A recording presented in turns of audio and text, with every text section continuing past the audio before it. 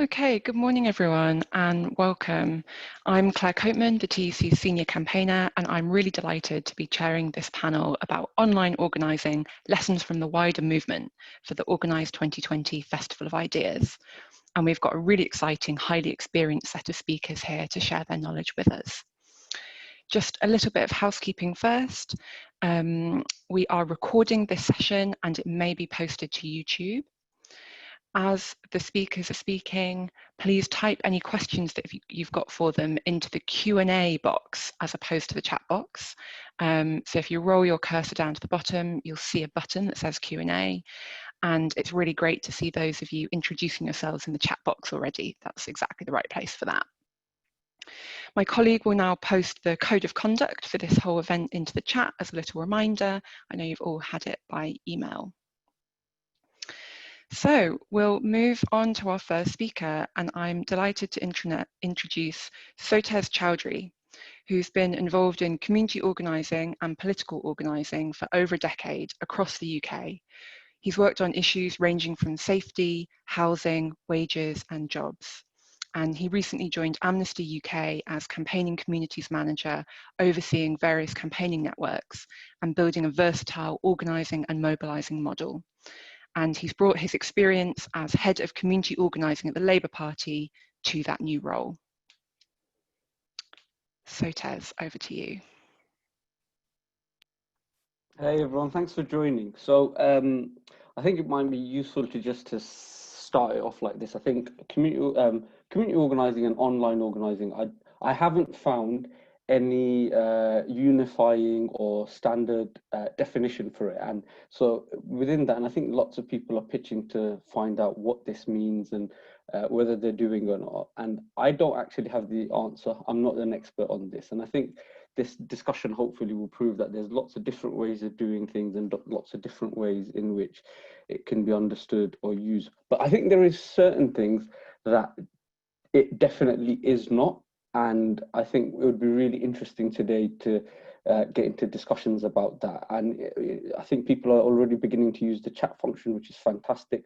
I hope to be sharing some examples of what I think online organising is, but I would be equally interested in hearing from people about other examples, because I feel like, you know, especially during the pandemic and previous to the pandemic, lots of people did this, but during the pandemic, people have gotten really creative really quickly.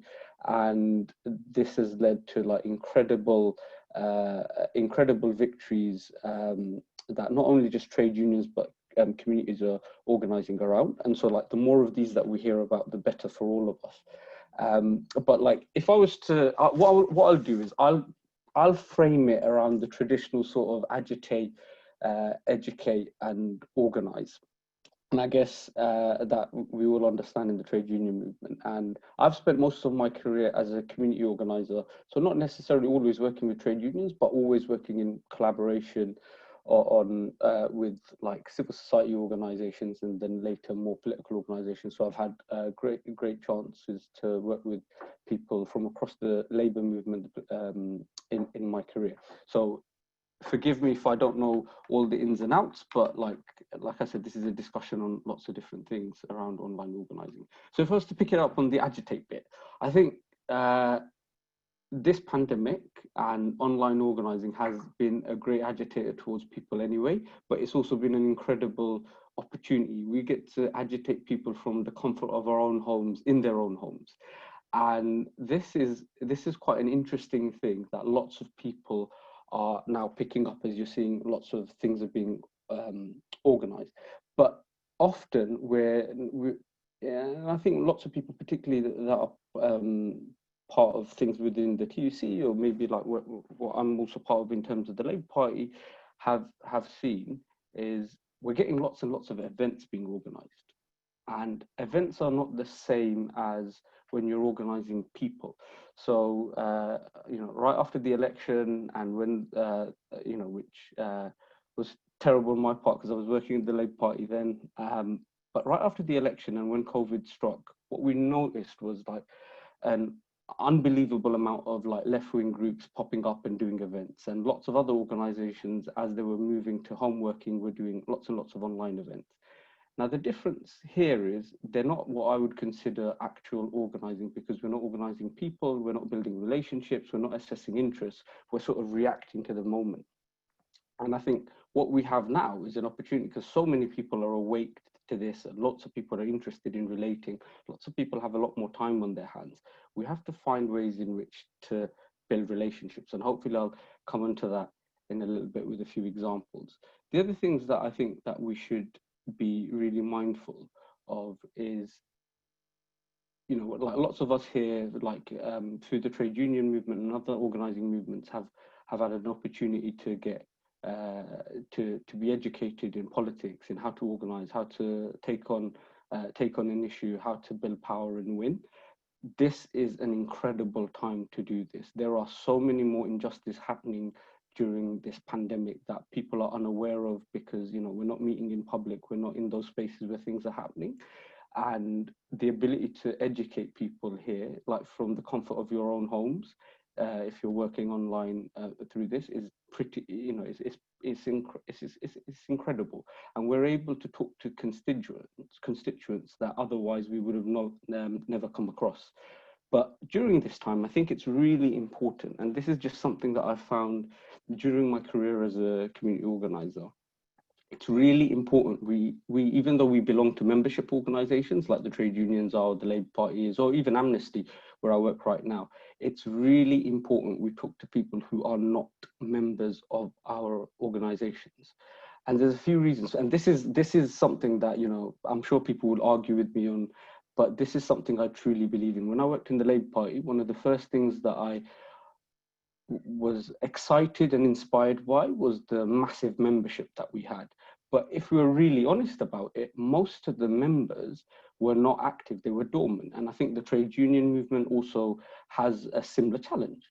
And there's two things there. One is to do with, like, are we actually as organizations interested in organizing the entire membership, or are we actually interested in doing our core work? And that's a challenge. And for lots of people, they think, well, we've got a big membership, organizing people who aren't members is not our interest. But it should be. When we look at you know, like if we look at the trade union movement and we look at the density of young people in the movement, it's quite low. I mean, during the pandemic, it's increased a little bit, which is a positive thing, but they will only stay if we talk to them, if we educate them, if we develop them. And that is the thing that often becomes an afterthought. Now, I'm sure lots of people here do the right thing and they're engaging them, but this should be the thing that both scares us and forces us to act, and making sure that we build relationships rather than bombard people with emails is really important. And that's a lesson, and that's a lesson for everybody. And there lies a difference as well when we're educating people when they come into our movement, is are we expecting you to become mobilizers or respond to our mobilizing efforts, or do we expect you to be organizers of people and building power? And there's a, you know, the simple way that I frame this is like, mobilizing is any time where you're spending your power. So when you've got a big email list and you keep sending them emails and expect people to turn up.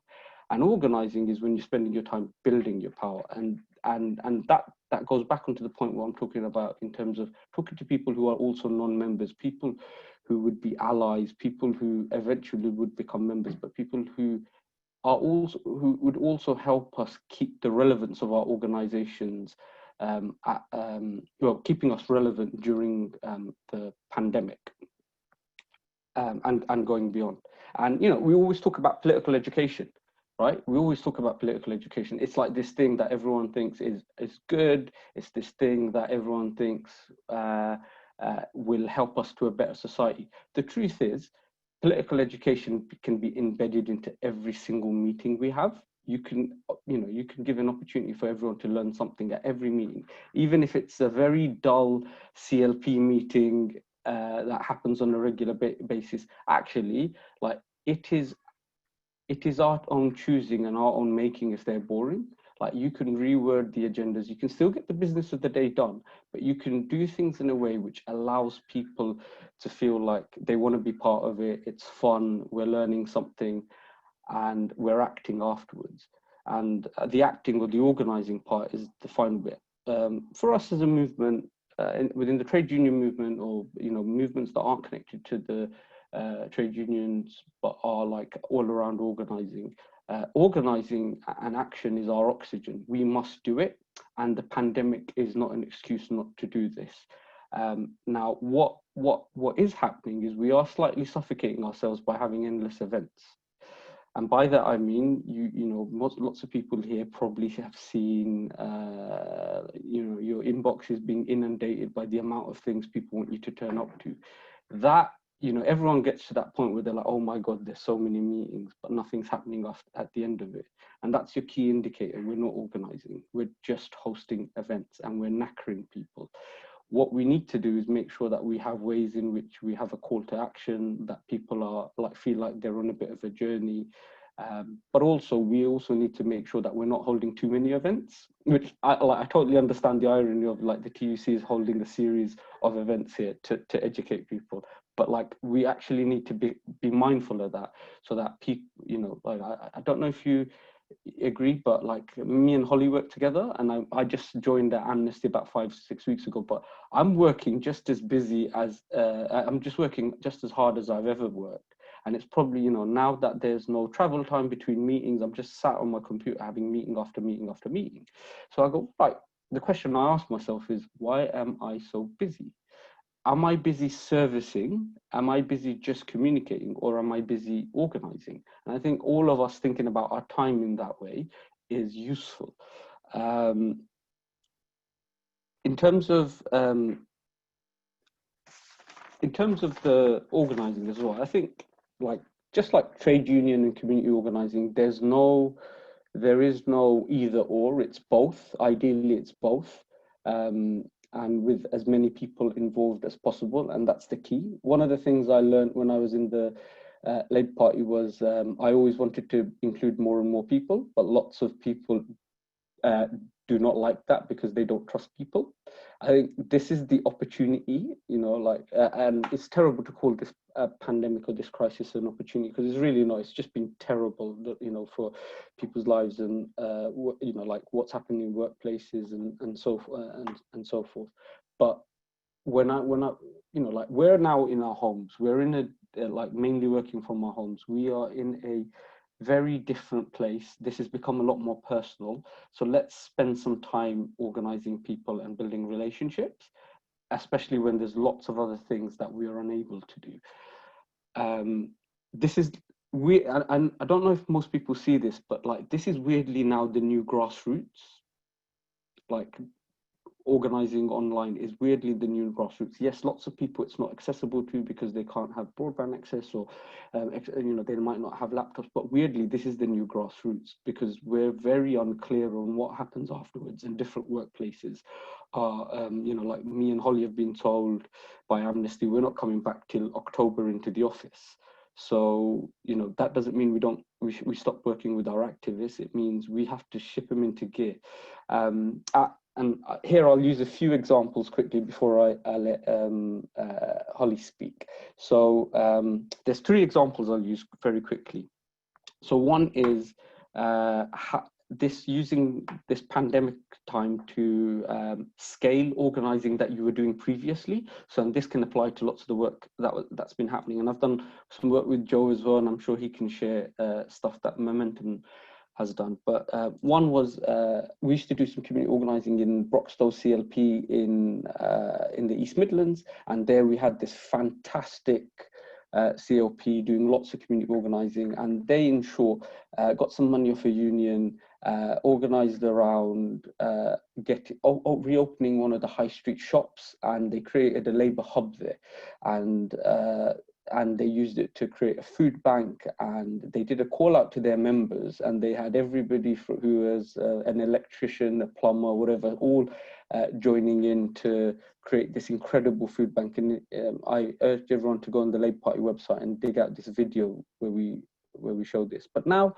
what's happening during the pandemic is Jane is doing a little bit of a tour online, and she is now teaching other people how to create labour hubs in their own community, which is a fantastic thing, and it's a positive thing, and it's very much needed to meet immediate needs communities up and down the country right now. And, you know, using the online thing, she's able to scale this in a far greater and cheaper fashion than we could have ever imagined. Number two, I'm doing something with Ian Lavery, Laura Smith, and John Trickett, you know, known as true working class warriors in the labour movement, and who are very much firmly trade unionists. And what we've been doing is we've been exploring, you know, we've been doing some organising, but not letting them speak at people. We're going up and down constituencies around the country, talking to them around, it's called No Holding Back, around working class communities, what it means, what it doesn't mean, is it a relevant word, like going forward, you know, they've got a particular analysis around Brexit as well, which is lots of the seats that we lost were also working class in their demographics and also voted Brexit, and we lost them at the last election. So we're doing some investigative organising, but we're not just letting them speak at people, we're actually engaged in conversations and using Zoom to do breakout discussions. And it has been the most intellectually stimulating exercise. But here's the key bit. We found loads of new people. We're doing talent spotting. Every group we go to, the MPs go, oh, how about Martha and how about John? Did you hear what Ali said? And we're starting to find and identify new leaders, which is what organising should be all about. And the third example I'll use very quickly was at Amnesty. We were good for Pride, Pride Week, which was last week or the week before. We had all sorts of physical events we had prepared, and we turned it all around and made it online, and we worked with loads of different organizations. I even spoke at an event which ended up having 20,000 people turn up to it, but on Facebook, which was pretty incredible. But we had two Eastern European LGBT activists on it, and they were talking about issues in Poland and Ukraine. But here was the trick. We were able to come up with a bit of a call to action where we can, where the people in the UK can support people in Eastern Europe through the cities they were in, and getting those cities that were twinned to potentially influence different cities in Poland, which, you know, it's quite unbelievable, the fact that we can organize like this across Europe with people that, you know, around people that people didn't know about beforehand. So they're no longer just speakers, but the ability to transfer that and turn it into organising capacity. So I'm going to quickly leave it with all of that. Hopefully that made sense. And if I ramble on and didn't, please ask the questions and I'll try and clarify. If not, you've got Joe and Holly to look forward to, who will make a lot more sense than I will. Thank you so much, Sotez. That was really, really interesting. I'm sure everyone's really benefited from your wealth of experience. Can see comments coming in on the chat, really strongly agreeing with some of the points that you made, and a really extraordinary quote that Catherine's shared from the chair of a Labour Party branch. Yes, it's nice to have new members, we just don't want too many coming to meetings. So I think definitely some resonance out there. I'm now delighted to introduce Holly Harrison-Mullane, who is Community Organiser at Amnesty International, focusing on trade unions, workplaces and campaigning partnerships. Her work centres on growing the Amnesty movement through building organic links between community groups and Amnesty activists. And before this, she worked for Emma Dent Code MP on casework and campaigns relating to the Grenfell Tower fire, and also for Momentum. Over to you, Holly. Thanks. Okay, that was so interesting, Sotez. Thank you.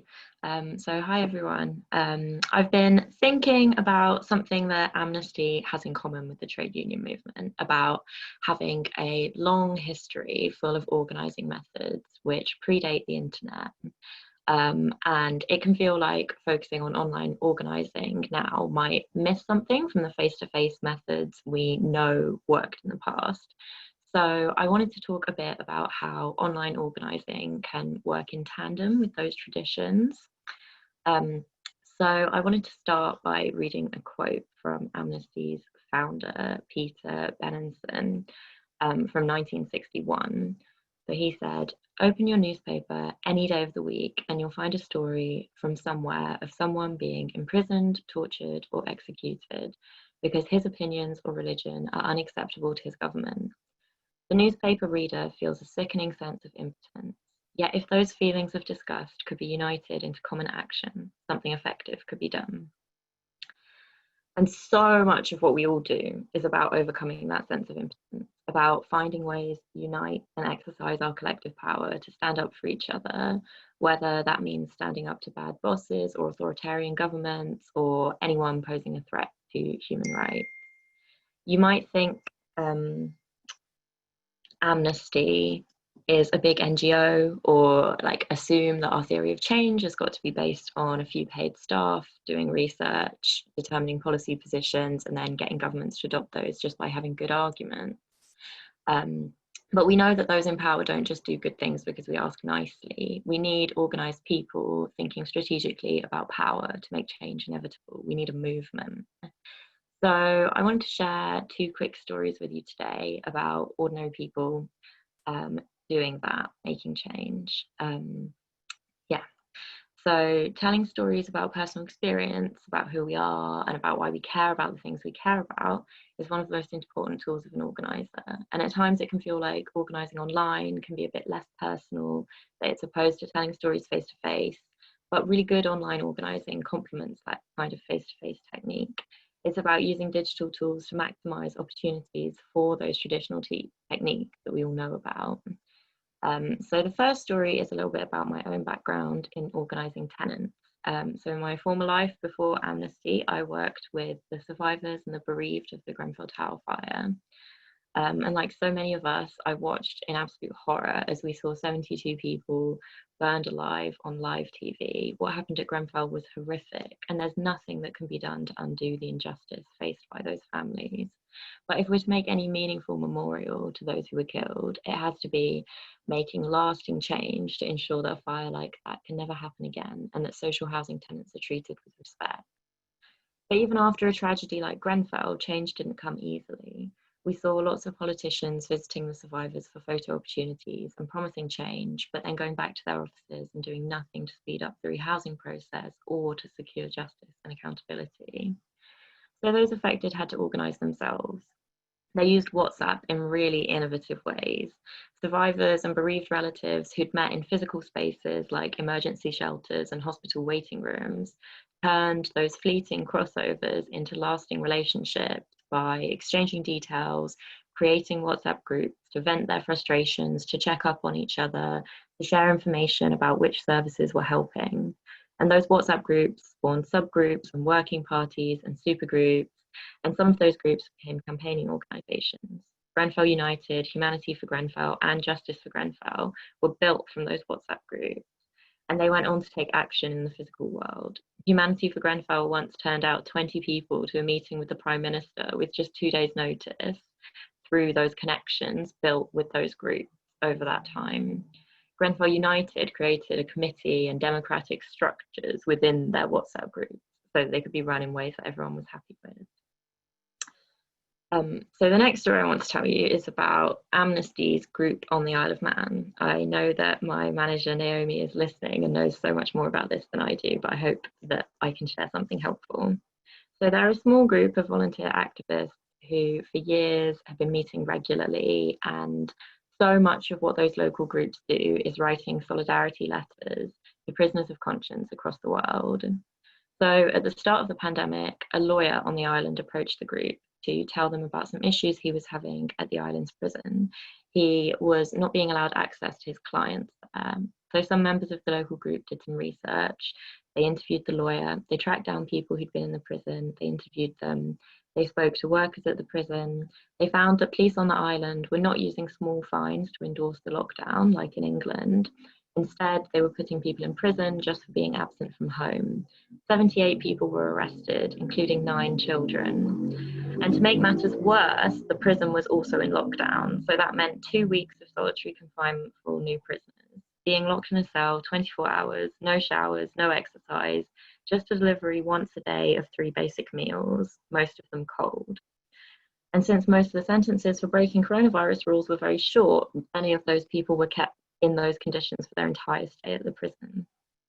The local Amnesty group were finding conditions in their own island similar to the conditions that they'd been writing letters about for years. The stories they were uncovering about the situation resonated with their experiences. It's a feeling we can all recognise when you hear about an injustice and you think, this is the same issue I've been feeling angry about for years. We need to do something about this. That sense of shared experience, that resonance, is so important for organising. It's what gets people interested and what keeps them going. The local group went on to campaign about the issues they'd uncovered, and they got it covered in The Guardian and on the Today programme.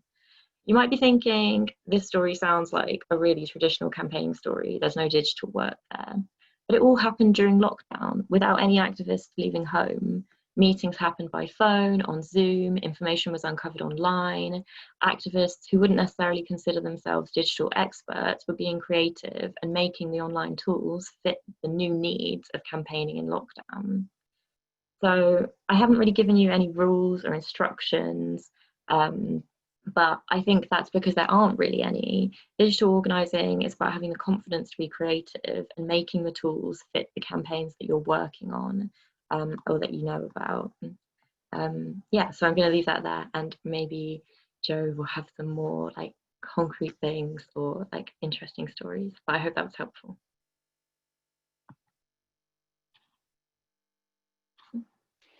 Thank you so much, Holly.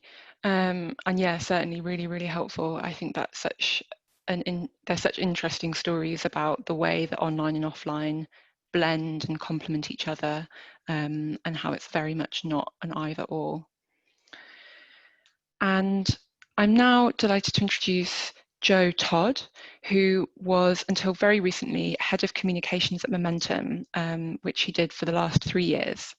He helped to pioneer the organisation's use of digital tools and distributed organising in the 2017 and 2019 general elections. Before Momentum, he helped found the World Transformed and Common Knowledge, a workers' co-op that designs digital tools for grassroots activists. And he now consults on campaigns and strategic communications for progressive organisations. Over to you, Joe.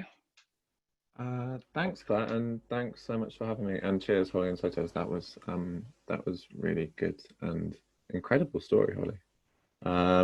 Okay, I'm gonna share my screen because since I quit my job, I've had nothing to do but make presentations for talks. So I've put some slides together. Share. Okay, can you see that? I'm gonna take the silence as yes. Okay, cool. So I'm gonna. Yeah, is it all good? Yes, that's all good. For anyone who's got a little icon of Joe, you can move Joe around if he says it over some of the words. Feel free to move me around if you need to. Yeah, so I was basically going to give a kind of like whistle-stop tour of the theory of organising that sat behind a lot of what Momentum did in the 2017 and 19 elections, because I think what was most visible to lots of people were the kind of like digital tools or the amount of volunteers or the amount of people that were turning out at canvassing sessions. But what is maybe kind of like less obvious is the kind of like history of the ideas behind it, some of the principles that stand behind it, and also how other campaigners and campaigns can apply those same principles, because which is my big top line thing here, is that like you don't, in my opinion, you definitely don't need like a huge digital department or like super fancy digital tools to like do this kind of online organizing. Like loads of online organizing was based on consumer tools, be it like Google Docs, Google Sheets, Zoom, and other stuff. Yeah. So yeah, big organizing. What is it and why bother? So big organizing is basically a term coined by these two. So Becky Bond and Zach Exley, who after the first Bernie campaign wrote a book called Rules for Revolutionaries, and it was basically a kind of like a kind of in-depth and insider account of the organizing team that they ran on that election. Now on that, on the most recent Bernie Sanders campaign, they had 1 million people sign up to volunteer and more than 11,000 events organized by volunteers. And really, like, there's loads of great stuff in the book, and I've really, I advise that you read it if you're interested in anything that I say today, because although we've kind of like moved on from some of it, like it is the kind of like foundational text for this stuff. But I think the kind of like core of the book is this problem, which is that like lots of people want change, and we see that in opinion polling, we see that in just like people who come across in our own daily lives, but not many people are making it. Like, not many people are actively involved and engaged in struggle or campaigns, or various other things. And there's loads of reasons for that, ranging from the kind of like the material hardship that people face, and lots of reasons that we can't affect. But there are some reasons that we can affect, and we can build our campaigns and build our organisations better so they can engage people, get them active, and turn kind of like people who passively engage with your organisation into active volunteers. And it's just understanding that like basically every campaign we run, be it a trade union dispute, trying to organise a single issue campaign, trying to win a general election, the thing that we've always got in some sense is people power. Like, that's always one of our main strengths, or one of our main advantages, is that we have people, and we need to organise and mobilise and activate those people in some way to achieve a goal. So this is what Big Organise is basically about. It's about empowering volunteers and mobilizing people into campaigns that can scale, and structuring campaigns in a way in which you can take on like lots of volunteer labor, and deploy it usefully, and organize those volunteers so they can be empowered in the campaign. This is a specific problem that Momentum had, in that throughout our existence, especially since it started, we had loads of people getting in touch all the time being like, how can I be involved? How can I be involved? How can I be involved? And we just had no useful way, no kind of like productive structures to actually push those people through and say like, here's how you're involved, here's how you can get involved. And I think even for campaigns or organizations that don't feel that, like, you don't have loads of people getting in touch and saying, how can I get involved? You do know there is a massive potential audience out there of people who agree with you, who could be involved if you were able to kind of like present a way for them to get involved. So I'm going to kind of go over kind of like four principles of like how you scale a campaign according to this big organizing methodology, with some examples from the 2019 general election campaign. So the number one, and this I think as a comms person was like one of the most revolutionary for me, and also I think is having like a clear and stated shared goal and a public plan of how to get there. Now, in the general election, we basically published, you can still see it actually, if you go to plantowin.peoplesmomentum.com, we published, I think, like a 1,500 word plan, which basically explained how we were going to win the election and why it was important to win the election. And this was right down to, like talking about, we think we have to knock 100,000 doors over 50 constituencies, and this will take X amount of hours, and that means we need Y amount of volunteers. And the point of doing this was that, or the theory behind doing this is basically that, like, if volunteers understand the strategy to win, and they understand why winning is important, and they understand how the action that they're going to take fits into that strategy and contributes to winning, they're going to be way more likely to actually do it. So it's like, it's a big way of motivating people. It's basically just like reveal the plan to them, and show them how their, often small actions can contribute to like winning this big goal. So that's number one, sharing the goal and publishing your plan in some way. Number two, and it's linked to the first one but not separate, but a little bit separate, is asking people to step up and go big. Before I kind of like got into this big organizing stuff, I always assumed that like there was only a very small amount of people who would want to do or could do big things. Most people would only give small amounts of time, small amounts of money. And actually, what we learned through the two elections, and also from Bernie organisers and others who have done this, is that actually, when there's a big goal and there's a big thing that people want to achieve, if you ask people to step up and go big, a certain proportion of people will, and those people will be like hugely useful for your campaign. Now the example for us is Labour Legends, which is kind of like one of the programs we ran during the 2019 campaign. And these are two of the Labour Legends who I think they travelled from Bristol to Durham, and I think they spent 2 weeks in Durham.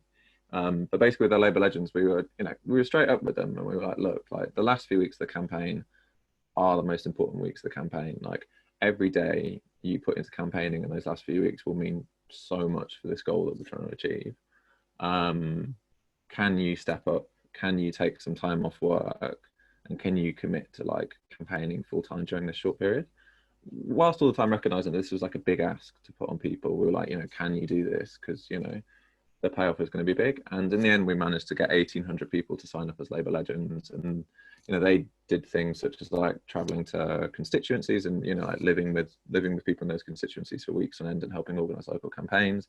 They ran volunteer teams. They did loads of stuff. On average, they gave 2.6 weeks full time to the campaign each, which equated to 90 years worth of campaigning. And if we'd have never asked, we'd have never got that. Like, you know what I mean? Like if we'd have never asked people to step up and do that, they would have just attended a few canvassing sessions like everybody else. It's because we asked that happened. So yeah, number 3, use digital tools and concrete asks to get people active. So I suppose this is like the kind of like the big thing when we're talking about online organising, is that I think with big organising, you use digital tools and you use online to try and reach people and open up the kind of like routes of engagement to get them active as quickly as possible. And yeah, there was basically like following that principle, we had various campaign tools which achieved that. Probably the flashiest and the most kind of like popular was My Campaign Map. So that was the kind of like map that we used to direct people to canvassing in marginal constituencies where it was actually worth them doing it. Now, like, this got 2.5 million hits over the course of the election, was used by 150,000 people. But to do this kind of organising, you don't need to build a fancy map or like a kind of like boutique product or anything like that. Like, aside from My Campaign Map, like the tools we really relied on as well was Zoom. Like Zoom was really, really important. We held big Zoom meetings where you'd get everybody on the call, you would ask people to sign up to actions on the call, and then you would live feedback the amount of people who were signing up. So you'd be like, oh my God, this is amazing. We've just had 100 people in the last 10 minutes on this call sign up to run volunteer phone banks or whatever. And then that social pressure within the call would then, like increase the amount of people signing up. We used Slack extensively. If you haven't come across Slack, it's a workplace chat software, kind of like Microsoft Teams. And we use that to organize like various online volunteer teams to fulfill kind of like core functions of the organization, which I'll come on to in a bit. WhatsApp extensively, like WhatsApp is a really, really important organizing tool in my mind, in that I think people have an idea of WhatsApp that's only used by young people, but it's just, if you look at the statistics, it's not true at all. Like, it's really like, especially in the UK, it's like very high take up, very cross-generational. And it's where in our experience at least, lots of activists or potential activists are at. And we really encourage local organisers to, like, say someone signed up for a canvassing session on My Campaign Map, they would get pushed through not to a Facebook event, but to a WhatsApp group. And then once you get pushed into a WhatsApp group, the organiser has the phone number of the person who then may be coming to their canvassing session. They also get put in touch with other people who are going to that session. And you get a lot more of that kind of like peer-to-peer interaction, which makes it more likely for them to go. Yeah, so with regards to using digital tools, I think the most important thing really is that you're using digital tools to communicate clear and concrete asks, which then get people to be doing useful activity. And you're using digital tools to put people in touch with other people. So you have that peer-to-peer effect where, like, the tools that you're creating centrally are empowering local organisers to do their organising. I could talk about that for hours, but I promise I won't. And the final thing would be, to basically trust volunteers to lead and organise. Now, like, all of the stuff that I'm talking about just wouldn't have been possible if we tried to staff the campaign. On a kind of like, you know, basic perspective, like if we need like 10,000 people to knock on doors over the course of the campaign, we obviously can't employ 10,000 people to knock on doors over the course of the campaign. But at a level that's higher than that, we essentially tried to structure the campaign in a way that volunteers, if they could show that they were like doing the work really well and they wanted to give more and have more power and more responsibility within the campaign over the 6 weeks, they could do. And this ranged right the way from like, you know, recruiting people via Zoom calls, after emailing to our list and posting on social, to get people to organise phone bank parties in their own homes, where, you know, someone would organise a phone bank party going through where they were calling voters using Labour's Dialogue app, and then we'd put those on the map, and then people would, you know, go to the map, find a phone bank party near them, and then go to it. But also more than that, like we had volunteers who joined our kind of like online volunteer teams who ended up running them, and these teams actually became like quite independent of staff. We had a research team that was completely run by volunteers that were like, you know, doing opposition research on Tory MPs, and we landed various stories like on Tory MPs. We had a translation team that translated our videos into 14 different languages that was run pretty independently of staff by the end of the campaign. We had a texting team that sent more than 250,000 texts, mobilising Momentum members over the course of the campaign. So like the lesson for us there, and we'd never done anything like that before, like we never managed that in the 2017 election or before 2019. The lesson for us there was like, if you can create these structures which can empower volunteers to do stuff, and you trust those volunteers to do it, sometimes it'll turn out badly. And like, you know, we definitely had some volunteer teams that did not work, but we had some volunteer teams that really worked. Yeah, and that's key to it. You just have to trust volunteers. Oh yeah, the donations thing, but I thought I took that out.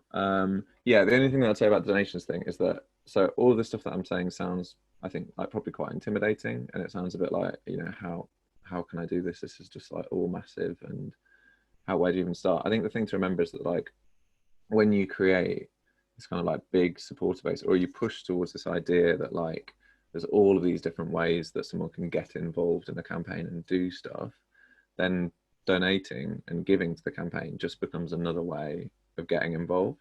And actually, I mean, beforehand, we had a really like Momentum asked for money in a way that was almost like embarrassed. Like we'd approach our members or our supporters and we'd be like, oh, you know, like we've got to ask you for money, but I'm like, really sorry, but like we need to fund this thing. Sorry for bothering you. Whereas what we learned from the Bernie lot was basically like, you know, you make donating just part of getting involved, and it's just another way to get involved. And it's like, you know, can you attend a canvassing session? Can you organise a volunteer phone bank? Or can you chip in £3 to make sure that, you know, we can advertise at marginals and turn out young people? And once you make it like that, like people actually get excited about giving your campaign money. You see people like posting the receipts of their donations to your campaign on Twitter. Like it's completely mad. So yeah, I think that's a thing worth remembering. But the final thing that I'd say is that like big organising is not a silver bullet.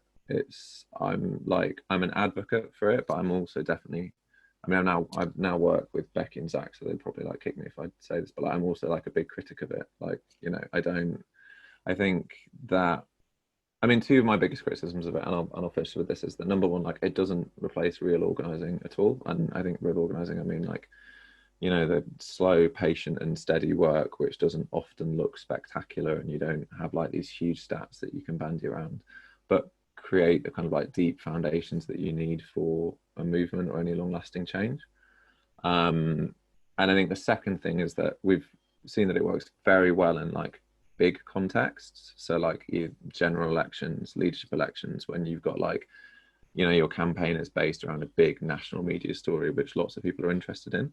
The challenge is to get these techniques to work outside of that context, in contexts where like you have campaigns that potentially involve smaller amounts of people or have more specific and time limited goals, or even just getting these techniques to work outside of the campaign format and getting them to be like a kind of like way you run your organization or group in a more regular sense. And I don't think anyone really has the answers for that yet. But yeah, I'll leave it there.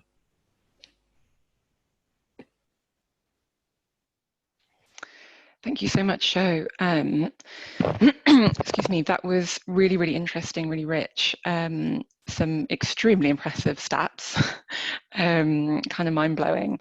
And I think also some really interesting themes emerging across what all three of you have shared about how the value of creativity, about how no one style of organising replaces any other. It's always about doing the most appropriate thing or using the most appropriate tool at each time.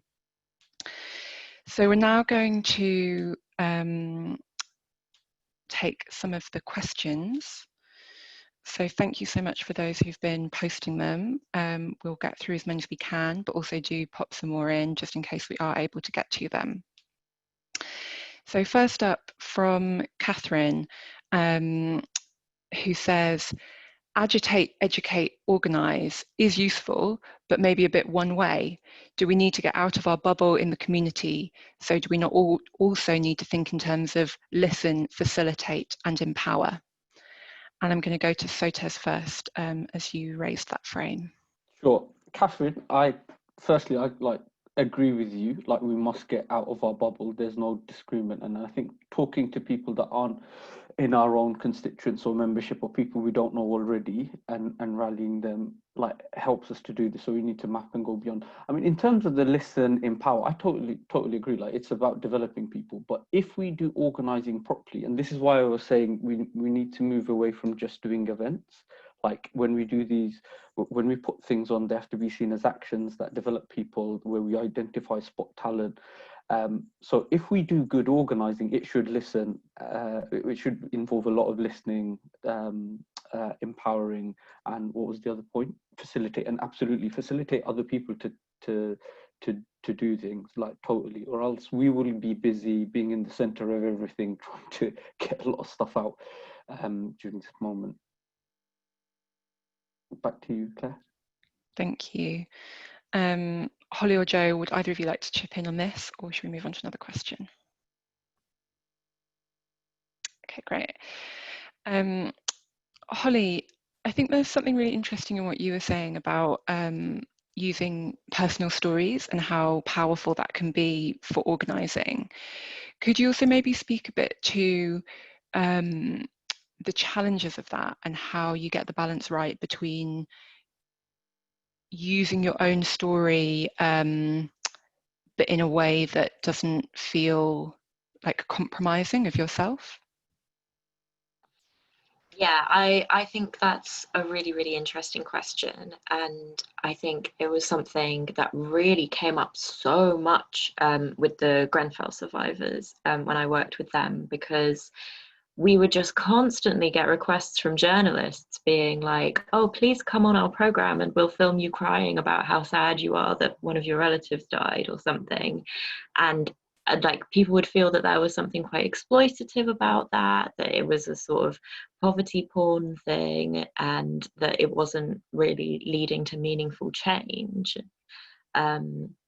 So yeah, I think the really important thing to think when framing those personal stories is to communicate with activists that it's really important to think about your boundaries and think about what it is that you're sharing and what's the point of sharing that and what are you trying to do with it. So, you know, it's very different to feel that a journalist is shoving a camera in your face at a time when you're still experiencing something and you might not feel ready to tell that story. That's very disempowering, that feels exploitative, and it is not really very useful for the campaign, because if anything, it makes people scared and switches them off. But that's a completely different thing to someone who is in control, who knows that it's up to them to share what they want to share, who is able to, use their own voice to explain what they feel they want to tell everyone else about what they've experienced, in a way that is about connecting with people, that is about finding those sort of shared experiences, what overlaps. So I think it really, really has to be about letting people do it on their own terms, and in ways that they feel comfortable with. And I also think So much of what Sotez has mentioned about how organising is about building relationships is really important for that.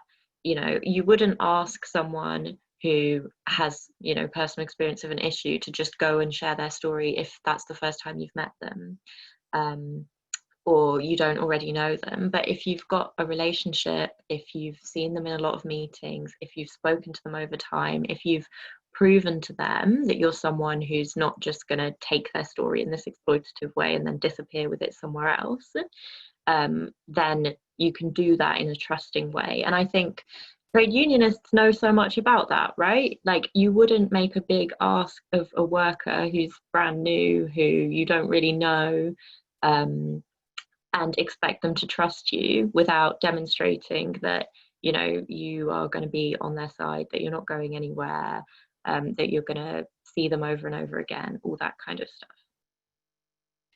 Thank you. That's really useful. And a question that I'm going to field to Joe from Frank. One of the challenges we have is that we don't see what actions people take. For example, we might now ask people to sign a petition or email their MP, but we as a branch don't know if members have done that or not. And the members themselves don't know if they're the only one or if lots of others have also done it. So you're still stuck with actions that make people feel very atomized. Yeah, totally. Yeah. I mean, so they're two, you're speaking to the two phenomena of what we call like going dark and social proof. So the idea of like going dark is when like you push people through kind of like organising funnel and you get them to like, you know, sign a petition or then like start organising with a group. But then because of the way you've pushed them to organise, you can't, in a kind of like strict sense, you can't gather data on them anymore. So you can't see what they're doing anymore. So this is actually one of the drawbacks of WhatsApp often, is that like WhatsApp groups, if you push people towards organising in a WhatsApp group, they can then often meet up in person and then go dark a bit, i.e. like it becomes quite difficult to know what that group are doing or if they're doing something productive or not. The way we usually overcome that is by building up that middle layer. So you kind of have, and this is the because a lot of criticism of big organising is that it's actually just mobilising. You know what I mean? It's actually just like getting lots of people to do a big thing. But there is a key organising component, which is like building up a middle layer of activists who are the ones who are like, in our instance, like organising the phone bank party or organising the event or the action, which then other more passive volunteers get engaged with. And it's kind of like having that cadre or having that kind of like activist there on board and having like very kind of like deep personal relationships with them is actually like a really big part of kind of like keeping that stuff in check. I think that, yeah, the second thing that you're talking about is social proof or the lack of it. So basically, I think a lot of petition sites are quite good at this now, because you do, like, if you sign a petition, you do see how many other people have signed it. So there is like, you can see that kind of like, yeah, you can kind of see the social proof there, the fact that like other people are also engaging in the activity. But yeah, it's a key dynamic. You've really got to work out when you're kind of like pushing people towards an action. It's both like, number one, what's the next thing you want them to do? Number two, how are you going to tell whether they've done the thing or not? Because if you know they've done the thing, then you can push them to do something else, or you can push them to do it more. And number three, how do you prove to them that other people are also doing it with them? One thing that we actually, so this is a good example, this one thing that we wanted to add to my campaign map, which we didn't have time during the general election, was the amount of people who'd signed up to each canvassing session. So if you click onto it, you can see like, oh, you know, 8 people have already committed to going. And you can see that, oh, 2 of those people are your friends on Facebook already. So if you can see that your friends have already committed to going to a thing, you're far more likely to commit to going to it, because then you can message those friends and go with them. But yeah, I don't have any quick and fast answers for that, sorry. But you're definitely asking the right question. No, I think that was really useful. Thank you, Joe. And a question for the whole panel, who I'm going to go to Holly first for. How can we apply online organising techniques to an industrial context, i.e. putting pressure on employers to benefit workers? Yeah, I think that's a really interesting question. And I think we have seen like some organisations doing it. And I think part of it is about, as Sotez mentioned, so many trade unions are membership organisations, but there's a portion of the membership who are very passive. So a lot of the kinds of techniques, especially that Joe has been talking about for how Momentum managed to sort of connect with their membership, are things that trade unions can do to connect with their membership. And it's the kind of thing that's hard to give big overarching prescriptions, because what your asks are going to be is going to depend on what your campaign is. There's no one universal thing to ask people to do to support you in an industrial dispute. It might be using some of these techniques to get people to come along to one of your pickets. It might be thinking about asking people to sort of speak to their friends about joining unions if it's a recruitment drive. It could be any sort of thing that you're doing, and I'm definitely not best placed to tell you what your asks are. You need to figure those out.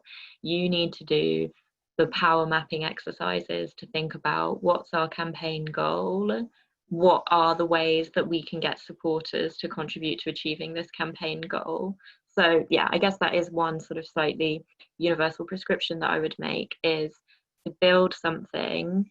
You know, maybe have a look at Momentum's plan to win for the election. Think about what is your equivalent of that election win. What is your plan to win it? How are you trying to engage with people who might support you but wouldn't be active? All those kinds of questions. Thank you, Holly. Okay, I'm going to sneak one more question in and then see if, which is for Sotez, and then see if anyone wants their final word. So Sotez, your final word has got to also be part of this answer, please. Going back to talking to people who are not members, could you please elaborate on the best ways to do this? For example, platforms or methods you've seen to be effective, and in particular at the moment while workplace visits are not possible. Cool.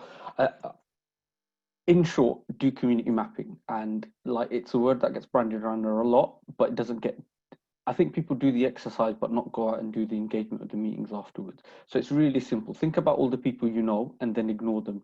Don't keep preaching or talking to the people that you know already your allies. Think about the people you need to know, and then think about this group, which is the main group, which is if you're in any community or workplace, think about all sorts of people that you probably are unaware of. So like, ask others, work out like who, you know, if you've got a workplace dispute or an issue in a local area, say you're on an estate and you're trying to work on an issue around antisocial behavior, is there a primary school there? Is there a secondary school there? In a workplace right now during the pandemic, you might have an issue. You might, you know, your employer might be on multiple sites. This is an amazing opportunity for you to be talking to other people across different sites that you wouldn't have known. So go beyond that, go beyond the institution you're in or the area you're in to find out other people that would have a broader interest in the area. Bringing in new people, so this will be with my final remarks as well. Bringing in new people, you have to be prepared to trust. And I saw a few people talking about this on the chat. Like, this is weirdly the most radical thing we can do to trust people and build communities. Like Joe was mentioning Labour Legends. Do you know what they did there? It was phenomenal, and I worked with loads of them. And Mike Williamson in the chat mentioned you have to ask things, you know, small things lead to small actions, big things people are up for doing. You actually build entirely new communities. And if you want to know if your organizing is successful, like, ask yourself by the end of that process, has a new community of people been built? And if it is, you've done a great job. And if it hasn't, you've repeated the thing that has happened before. Hopefully that answers your question. If not, like, drop me an email. I'll love to have further chats. Thank you, Sotez. Holly, would you like a final word? Yeah, I think it's been really interesting hearing what Joe and Sotez have had to say, and I think it's been sort of really lovely reading everything that's been written in the chat, that about like ideas that you're working on about how you might use these things. And yeah, I would echo so much of what's been said about how when you're thinking about what is successful organizing, think about, is what you're doing now going to build lasting networks and relationships, and how are you building a vehicle that's going to be able to continue taking action over time? things that are going to grow the movement feel like they're replenishing those roots rather than sucking your energy out? How's this going to build energy for the future, and for campaigns that you don't even know what they'll be yet as well? Really interesting. And yeah, I mean, if there's like any other questions or anything that I've touched on, then yeah, like Sotez, like feel free to just send me an email, and I would love to carry on talking about some of these things. Thank you, Holly. And final word from Joe. And as Joe has his final word, if any speakers who are happy to share their emails, if you want to do that in the chat, because when the session ends, the chat will disappear. So people might want to copy them out now. Cool. I'm just writing that out now. I've still got my momentum email actually, so that one will do. Yeah, I know. I mean, my final thing, I just wanted to go back to that question on how is any of this like applicable to trade union organising or workplace organising? Like, I come at this obviously from someone who's not a trade union, or I'm a trade union member, but not a trade union organiser. But from the outside, it seems to me that there's probably two things. Number one, which I think a lot of good organisers will do anyway, but just like making sure that you meet the people you're trying to organise on the platform that they're on anyway. Like, it's just a big lesson that we had, is that like you want to be on the kind of like communications platforms that people use anyway, rather than trying to force them into some other way of communicating with each other. Yeah, and that could differ from, you know, workplace or demographic or whatever. The second thing I think is trying to think about asks or things that the general public could do that would be supportive for your campaign, because that's really when there's big groups of people who could help influence the people you're trying to influence with your campaign and help you win, then you can really get into the kind of like big organizing technique. So like an example could be I don't know, like say with the McDonald's strikes, for instance, someone could have run a campaign aimed at, you know, people in the general public who are supportive of the McDonald's workers, who could have like asked them to, you know, go to their local McDonald's branch, join a picket, you know, try and sign up McDonald's workers to the union even, you know what I mean? You could have all of these different asks, which like could actually be done by people outside of the union, that if they were offered, people really might want to, you know, really might want to help with and get involved in. So I think, yeah, I think that's probably where I'd leave it. Thank you, Joe, and thank you so much to all of our panelists and everyone who answered to asked questions. It was such a rich and interesting session, hearing about experiences from changing how established institutions organise to new agile organisations, powerful stories and specific tools. Sorry for those of you who asked questions that we didn't get to. And as our speakers told us, events are all very well and good, but they're not in themselves organising. So please sign the organising pledge, which I've put a link to in the chat. And we also know that it's always good to end on another ask. So please sign up for more sessions. There are more this afternoon and tomorrow. I've put the link in the chat. And our night of music and poetry is now going to be live on Saturday night. So thank you so much to all of our panelists and all of our attendees.